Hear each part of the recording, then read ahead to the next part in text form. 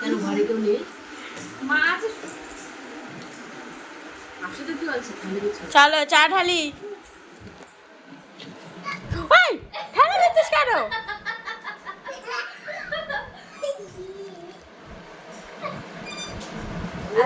বাবু আর মিমি একসাথে খেলছে।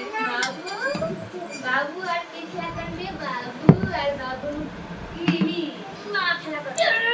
মানানে বুনুর থেকে দূরে, বুনুর থেকে দূরে।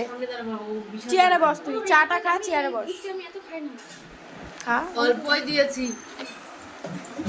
ছেলের জন্য অনেক। সুপ্রভাত বন্ধুরা, welcome back to my channel Ankita's blog. আশা করছি তোমরা সকলে খুব ভালো আছো, সুস্থ আছো, আর তোমাদের আশীর্বাদ ভালোবাসে আমি এখন অনেকটাই ভালো আছি। তো দেখো, সকালবেলায় ঘুম থেকে উঠেই এখানে বৌমনি চা করে দিয়েছে, আমি ব্রাশ করে নিয়েছি। আর আজকে আমাদের বাড়িতে এসছে আমার দাদার মেয়ে, বড় মেয়ে। ও হচ্ছে আমার থেকে 1 বছর 4 মাসের ছোট, মানে আমরা পিঠে পিঠেই বলতে পারো। আমি যখন হয়েছিলাম ওর মায়ের তখন বিয়ে হয়েছিল। তো ও আর আমি পিঠে পিঠেই ছোটো বড়। আর ওর বোনকে তো তোমরা আগে থেকেই চেনো। এটা হলো আমার সেজ জেঠুর ঘরের বড় ছেলের 2 মেয়ে, বড় ছেলের 2 মেয়ে, আর 2 দাদার এখনও বিয়ে হয়নি। তো যাই হোক, ও এসছে, ওর বাচ্চা হয়েছে, আজ 5 মাস হলো, 5 কি 6 মাস হবে ওরকম হলো। ও তো ওদের মানে মুখে প্রসাদ দিয়ে নিয়ে ও হচ্ছে বাপের বাড়িতে এসছে, কারণ যখন ওর বেবি হয়েছিল তখন ও বাপের বাড়িতে আসেনি। তো বাচ্চার 5 থেকে 6 মাস মতো হয়েছে, তারপরে ও এসছে, কালকে রাতেই এসছে। ওর সাথে আমার দেখা হয়নি, তাই সকালবেলা আমার সাথে দেখা করতে এসছে। আর এখানে বৌমনি আমাদের চা করে দিয়ে দিয়েছে। এখানে আমি আর আমার দাদার মেয়ে আর আমার বৌমনি দুজনে, মানে 3 জন মিলে চা খাচ্ছিলাম আর গল্প করছিলাম। আর এরা গল্প করছিল এদের বাচ্চা নিয়ে। আর এদের মাঝখানে আমি কেমন একটা থার্ড পার্সন মনে হচ্ছিলো, কারণ এরা দুজনেই সদ্যজাত বাচ্চার মা। মানে সদ্যজাত বলতে কি, আমার বৌমনি তো 1.5 বছর হয়ে গেছে মা হয়েছে, আর আমাদের মনা হয়েছে প্রায় 5 থেকে 6 মাস হয়ে গেল মা হয়েছে। এদের এখন শুধু মায়েরই গল্প হচ্ছে, আর মাঝখানে আমি মানে থার্ড পার্সনের মতো এদের সাথে কথা শুনছিলাম। তো চলো এখানে চাটা খাই। আর ওখানে দেখো, আমার দাদার ছোটো মেয়ে আমাদের পুচকিটাকে নিয়ে খেলা করছিল, ওকে চা খেতে বলা হয়েছিল, ও চা খাবে না বলেছিল, কারণ ওরা চা খেয়েই এসেছিলো।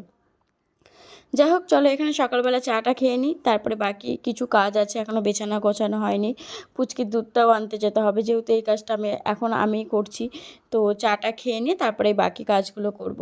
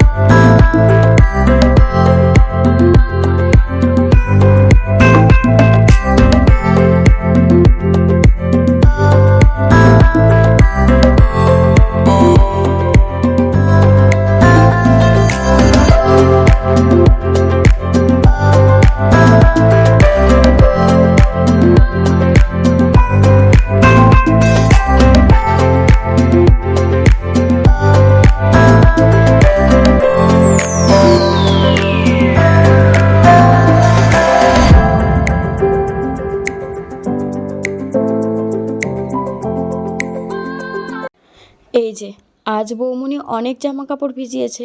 আর এখন দেখো এখানে মানে ওয়েদারটা কি ভালো লাগছে, কিন্তু ঝিরিঝিরি বৃষ্টিও পড়ছে।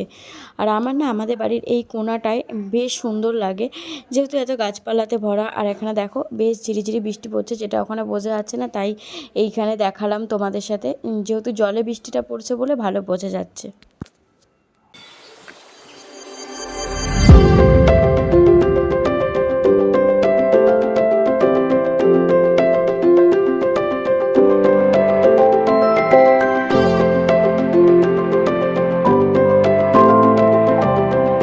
এখানে বৌমনি আমাকে অনেক জামা কাপড় কেচে দিয়েছে, সেগুলো আমি ওর কাছ থেকে কোনো রকমে বললাম যাও আমি দিয়ে আসছি, তুমি রান্না বসাও। অনেকটা দেরি হয়ে গেছে আজকে, কারণ আজকে প্রচুর জামা কাপড় ছিল। চলো তোমাদেরকে পরে পুরো জামা কাপড়গুলো মেলে দিয়ে তারপরে দেখাচ্ছি কত জামা কাপড় ছিল। যেহেতু কালকে আমরা ঘুরতে গেছিলাম, তো এক্সট্রা অনেকগুলো জামা কাপড় হয়েছিল। যেহেতু আমি বৌমনি মা তিনজনেই শাড়ি পরে গেছিলাম, আর শাড়ি পরলে তো এক্সট্রা জামা কাপড় হয়, সাথে ওখানে গিয়ে নাইটি পরা হয়েছিল।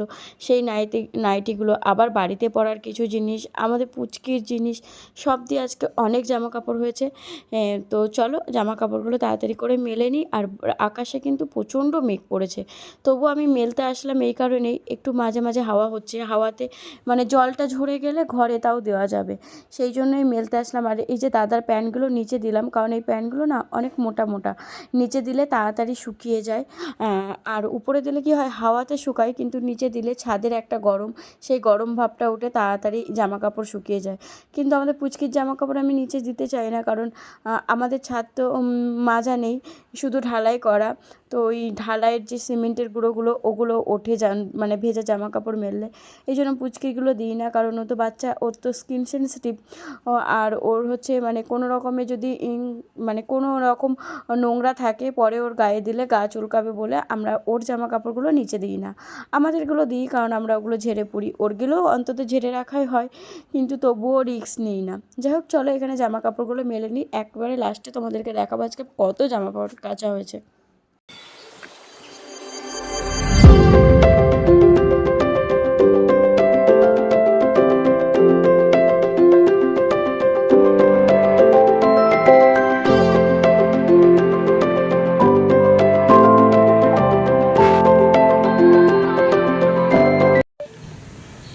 এই যে আজকে আমার বৌমনি জামা কাপড় কেচেছে পুরো ছাদ জুড়ে, এত জামা কাপড় কেচেছে, মানে কালকে একটা জায়গায় ঘুরতে যাওয়ার জন্য আজকে আমাদের এক্সট্রা এতগুলো জামা কাপড় হয়েছে। এই যে পুরো ছাদ জুড়ে জামা কাপড় দেওয়া। যাও যাও যাও জামা নিয়ে আসো, জামা না না না জামা নিয়ে আসো। এখন বললো আমার টিফিন খাচ্ছে, ওই এখান থেকে চলে আসবে একটু পরে। কোথায় যাবি তুই? দুধের ক্যান নে, জামা পরে নে, তারপরে শুধু রাস্তায় ঘুরতে যাওয়া। জামাই আসুক দেখি কি বলেন, তারপরে বুঝতে পেরেছো? বেচি বেচি বেচি বেচি ওই হ্যাঁ রাখো। পাপ ওই ভয় নেই, ভয় নেই তো, ভয় নেই? কি বলিস? ভু কি কি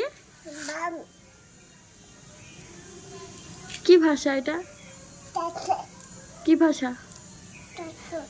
কোথা থেকে শিখেছো এইসব ভাষা? চীন ভাষা, ও চাইনিজ ভাষা বলছে, মা বলছে এটা চাইনিজ ভাষা। তুমি চাইনিজে কবে গেলা? বলো পেটে থাকতে কেন ঘুরে এসেছিলাম গিয়ে। তুমি কবে গেছিলা চীনে? চাই চুই চুই কেন নাও চলো, মাকে বলো টাটা, দুধ আনতে যাচ্ছি। জানি আয়, দুধ নিয়ে আয়। হ্যাঁ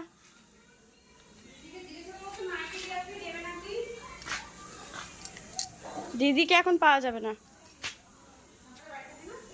রান্না করছে এখন এই টাইমে। এই যে চল চ, হ্যাঁ হ্যাঁ হ্যাঁ চ চ চ চ চ চ, উল্টে যাস কেন?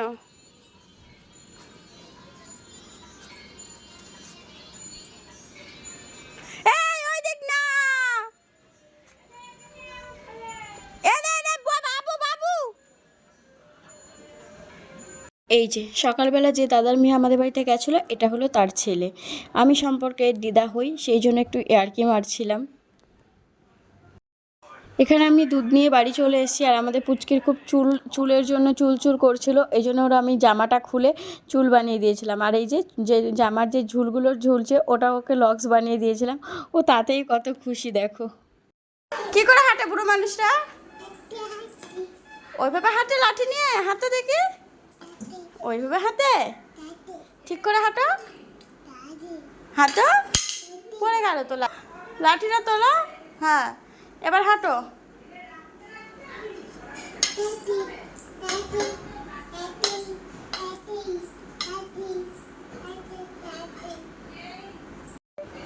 ওখান থেকে বার করেছিল। বাহ, গুড গুড গার্ল।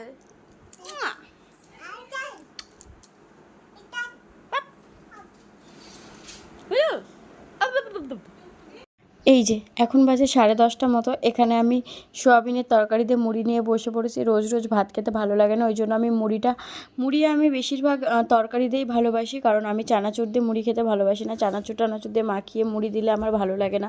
কোনো রকম তরকারি মানে সোয়াবিনের তরকারি, আলুর তরকারি বা মাংসের তরকারি হলে আমার মুড়িটা বেশ ভালো লাগে। আর ওখানে মুড়ি টুড়ি খেয়ে স্নান করে নিয়েছিলাম। এখন প্রায় 2:30 থেকে 3টে বাজে। এখন দুপুরের খাওয়া খেতে বসেছি।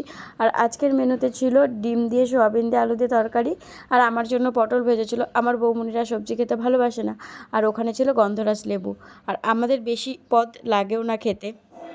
আর এখানে দেখো, আমি আর পুচকি খাওয়া দাওয়ার পরে আমরা ঝুড়ি ভাজা খাচ্ছিলাম। পুচকি এখানে আমাকে খাইয়ে দিচ্ছিল। কাউকে যদি বলা হয় যে তুমি যাও ওকে খাইয়ে দিয়ে আসো, ও কিন্তু নিজের মুখের খাবারটাও গিয়ে খাইয়ে দিয়ে আসে। এখন তো ছোট আছে, এখন এমন করছে, বড় হয়ে কী হবে জানি না, তবে এখন তো খাইয়ে দেয়। আরে পাপাকে খাইয়ে দিয়ে আসো, যাও পাপাকে খাইয়ে দাও, পাপাকে।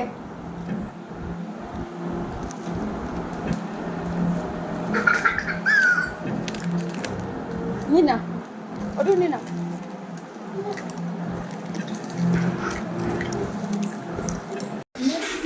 এই যে বাড়ির বিচ্ছু, যে বাড়িতে এরকম একটা থাকবে সেই বাড়িতে আর কোনো জিনিস সুস্থ থাকবে না, তাই না? কি রে, এটা কি হচ্ছে? ওটা কি তোর বাস না?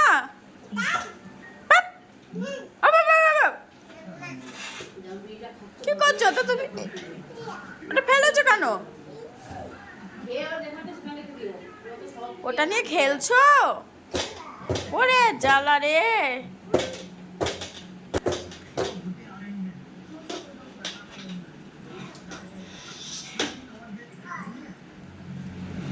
শুভ সন্ধ্যা বন্ধুরা। সন্ধ্যাবেলা আবার দাদার বাড়িতে এসেছি। এই যে আমার ছোট বৌদি তার নাতিকে নিয়ে বড্ড আনন্দিত। তবে এটা এর নাতি নয়, আমার এর জায়ের মেয়ের ঘরের ছেলে।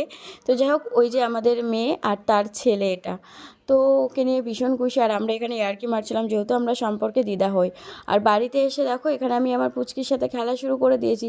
ও বেশ আনন্দ হচ্ছে, কারণ ও না খুব ওর মানে এখন এই 8:30 মতো বাজে, ওর ঘুম পেয়ে গেছিলো। এখন যদি ও ঘুমাতো, ও রাতে অর্ধেক রাতে উঠে খুব ওর মাকে জ্বালাতো। এই জন্য আমি ওকে জাগিয়ে রাখার জন্য এখানে ওর সাথে খেলা করছিলাম। আর ও এই খেলাটা বেশ এনজয় করছিল। ওর একটা সঙ্গীত দরকার খেলার জন্য, যেহেতু আমাদের বাড়িতে কেউ নেই। এখন আমি এসেছি বলে একটু খেলা টেলা করি। আর বৌমনি তো সারাদিন সময় পায় না, ঘরের কাজ করবে না মেয়ের সাথে খেলবে। আর দাদা তো দাদার কাজের মতো থাকে। একটা সময় সারাদিনের কাজের পরে আর মনে হয় না বাচ্চার সাথে খেলি। যাক, বৌমনি তাও অনেকটা সময় দেয় তার মেয়েকে।